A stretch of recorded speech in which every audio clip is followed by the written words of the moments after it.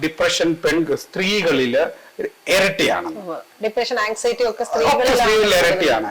പക്ഷേ ഈ ഡിപ്രഷനും ആങ്സൈറ്റിയും substance യൂസും drug യൂസും കൂടെ നോക്കുവാണെങ്കിൽ ആ ഡിഫറൻസ് ഒത്തിരി ഡിസപ്പിയർ ആവും. മാനസിക ആരോഗ്യ പ്രശ്നങ്ങൾ പ്രതിഫലിക്കുന്ന രീതികൾ ഡിഫറെന്റ് ആയിരിക്കും. ഡിപ്രഷൻ, കരച്ചില്, ഉറക്കക്കുറവ് എന്നൊക്കെ പറഞ്ഞ് സ്റ്റാൻഡേർഡ് സിംറ്റംസ് ഉണ്ടല്ലോ.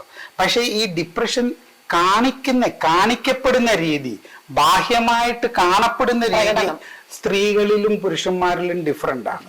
സ്ത്രീകളിലായിരിക്കുമ്പോഴത്തേക്കിനും കൂടുതൽ അത് ഈ ബിഹേവിയറൽ ഇങ്ങനത്തെ കരയുക, എക്സ്പ്രസീവ്, ഉദാഹരണം കരയുക, വിഡ്രോ ആവുക, മനസ്സിലായോ, അല്ലെങ്കിൽ ഉറക്കം കൂടുക, വിശപ്പ് കൂടുക, അങ്ങനെയൊക്കെയുള്ള രീതിയിൽ വരുമ്പോൾ പുരുഷന്മാരിൽ അത് irritability, angry outburst, aggression, substance use, മദ്യപാനം, മറ്റ് ലഹരി പദാർത്ഥം എന്ന രീതിയിലാണ് അത് ബാഹ്യമായിട്ട് പ്രകടപ്പെടുന്നത്.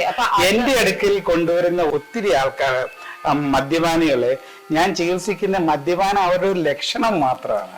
അവരുടെ വിഷാദത്തിന്റെ, അവരുടെ മൂഡ് രോഗങ്ങളുടെ ഒരു ബാഹ്യ ലക്ഷണം മാത്രമാണ്. അതിനെ മാസ്ക് ചെയ്യാൻ വേണ്ടിയിട്ടാണ് മദ്യപാനം. കറക്റ്റ്. അതേ മാസ്ക്. സോ ആ സ്റ്റാൻഡേർഡ് പ്രസന്റേഷൻസ് മാസ്ക്ഡ് ആയി പോകുന്നതുകൊണ്ടാണ് ആ വ്യതിയാനങ്ങൾ നമ്മൾ സാധാരണ കാണുന്നത്.